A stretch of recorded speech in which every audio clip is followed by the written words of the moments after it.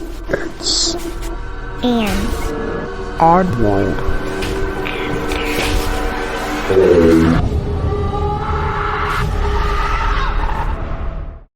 Hey oddballs, I'm your host Jensen, and welcome to episode 68. I am telling you right now that you are going to get hyper Jensen today, and I am going to apologize. I have had enough coffee. We're going to learn about a mythical creature today, so here we go. It's lesson Time. Today's mythical creature lesson is about a ghoul. Ghouls have a bad reputation. They're legendary creatures from Arabic mythology, believed to be evil spirits that feed on human flesh. Ghouls represent the fear of death and the darker aspects of our subconscious. Finding a ghoul haunting your dreams could signal you to explore and confront your deepest fears and anxieties, so you can free yourself from their grip and find inner peace. Yeah, you should probably just fix that shit real quick because ghouls are terrifying. Can you please stop right now and go look that up? Because it's terrifying. And actually, if you're driving, please don't do that unless you're pulled over safely. But no, that's terrifying. So please fix your stuff because I don't want anybody to experience that. I hope you learned something because I did, and we're going to move on to stories. This comes from Cinnamom of 3 on Reddit.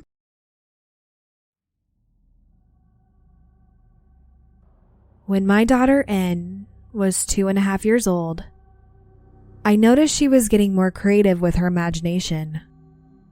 She would talk to people who weren't there, and she would play games through the house, and it was as if there was another child there. But we didn't always have kids around, so I was fine with her having an imaginary friend. One night, I had her in the bath, and she was very focused on the bathroom door. She was waving and motioning toward herself, as if she were asking someone to come into the bathroom. I asked her why she was doing this, and she told me her friend wouldn't come in. She wanted him to take a bath. I asked her why. She said he was always really dirty.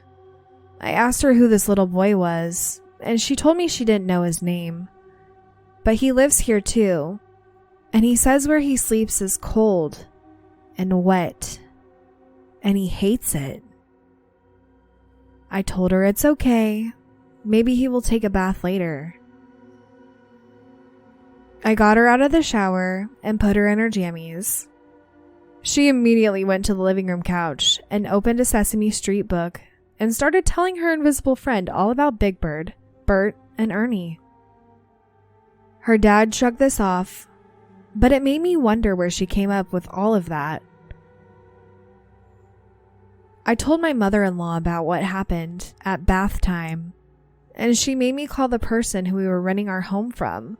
She was a family friend, who told me that it would make a lot of sense if she was communicating with the ghost of a little boy who had passed away on the property back in the early days. Like, way back when. She told me that some papers from possibly a journal had been recovered from that land, and it was written in them that the boy who lived on the land had fallen ill and died unexpectedly.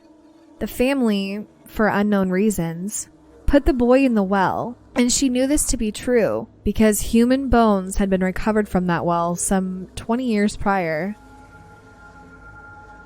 She told me this was all documented and found true to the best of her knowledge. I have always been an empath of sorts, and I knew to look into this because my daughter, although she is very charismatic to those she knows, is not an extrovert, and she has never put herself out there. So, pretending to be super sweet to an imaginary friend was weird to me in a way. For the next few weeks, we experienced weird stuff. Like, one day, I was spring cleaning and took a mirror off my bedroom wall to put it on another wall, and for the time being, I washed it with Windex and covered it up with a blanket, facing it toward the living room wall to get it out of my way before I put it back up. At this time, the neighbors were helping us rearrange our house, and their son was playing within in the living room. I hear an ear-shattering scream and run in to see my child bleeding from her hand, and the neighbor's son holding a huge pair of fabric scissors. I knew these scissors were put away in the computer desk that they were playing near. I took the boy to his mama and asked her to take him home.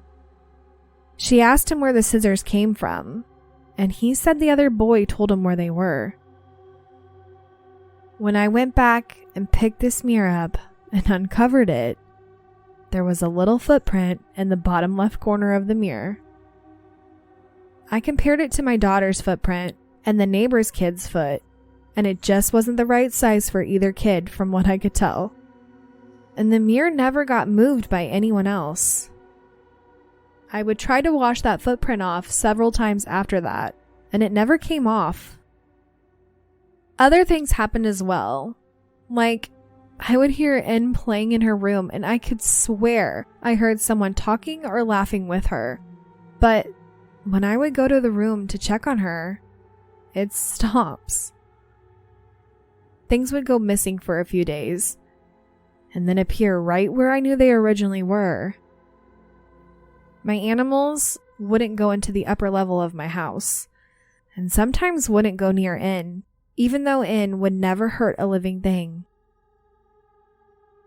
I gave birth to another little girl in March of that year, and soon after we were home from the hospital, we found out our home's rent was going to be raised, and we decided to move.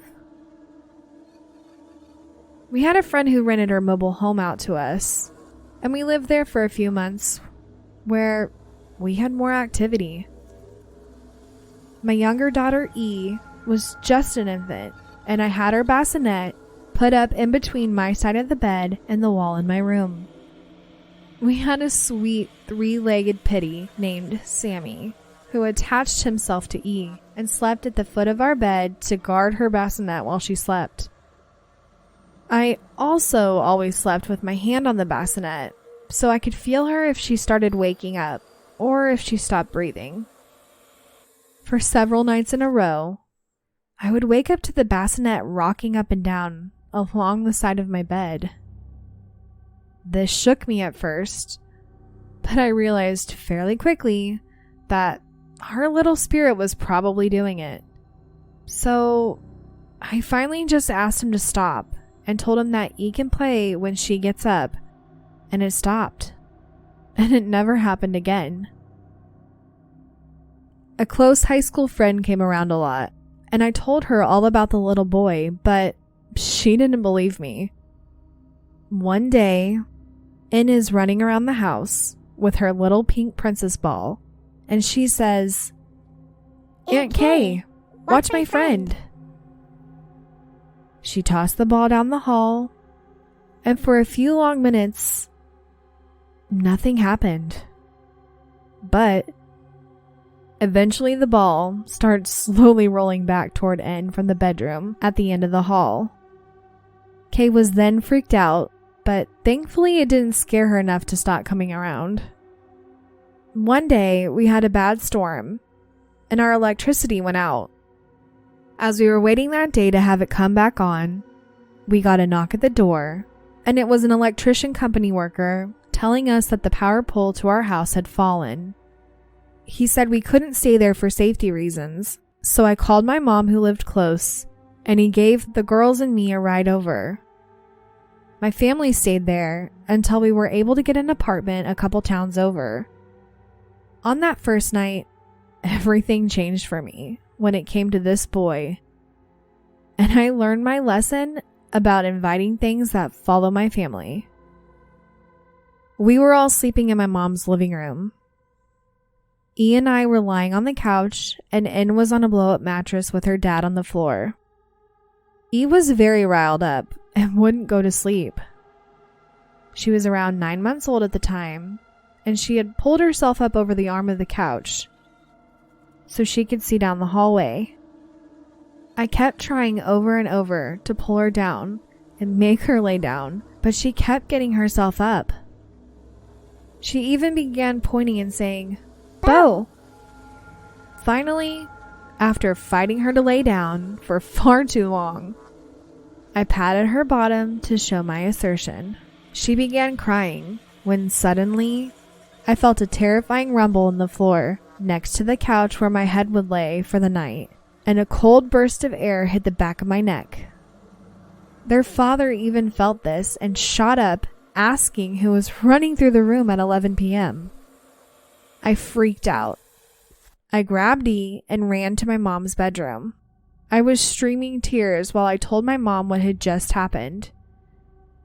She agreed with me when I told her that I felt threatened and that this little boy probably didn't like my authority over E. She smudged us, circling us 3 times with burning sage, and she asked me to tell the boy to go find his place with his family and to no longer follow my family. I did this with as much force as I could, and thankfully, we never had experiences related to him again. From that point on, I've always had my mom, who is pagan and practices Wicca, come and bless my house, and I've always kept clear crystals in the windows to help bring positive energy. Yeah, no, I'm sorry, but not in my world. I would have been done with it the second the neighbor's boy stabbed her hand. Absolutely not. I'm done. Because if he's blaming the little boy, that's not good. To me, that seems like the little boy is like jealous or something over in, and I'm good. I'm out. We're done.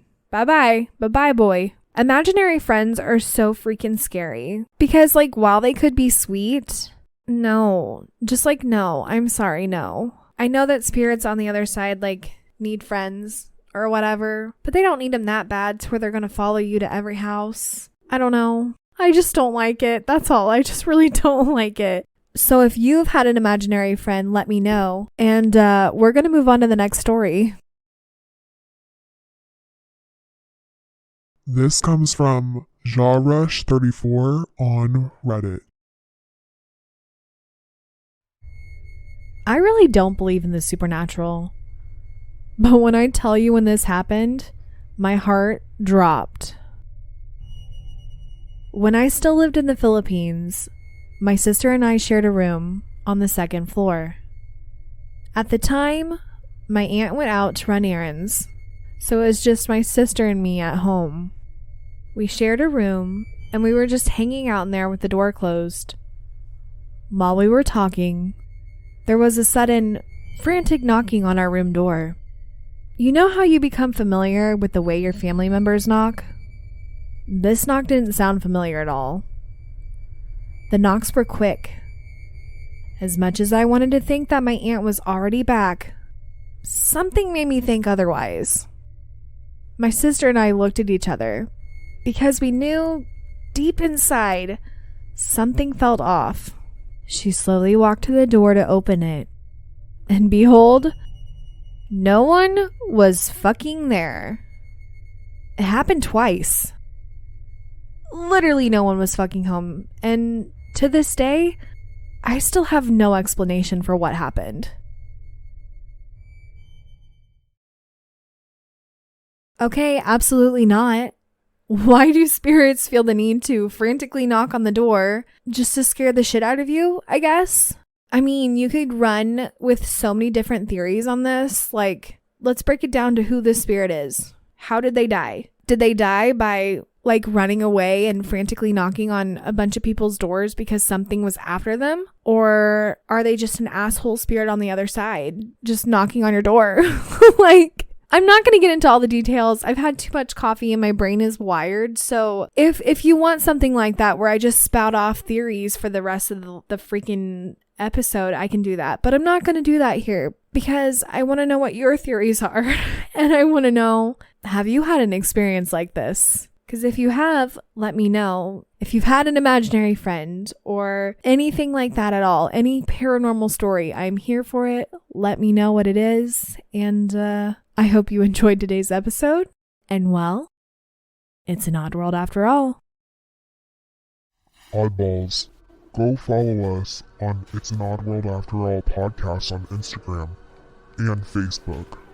Also, give us a 5-star review on Apple Podcasts. If you have a story you would like to share, email us at it'sanoddworldafterall@gmail.com or message us on one of our social platforms. Don't forget to share us with your family and friends. And check out our website, it'sanoddworldafterall.com.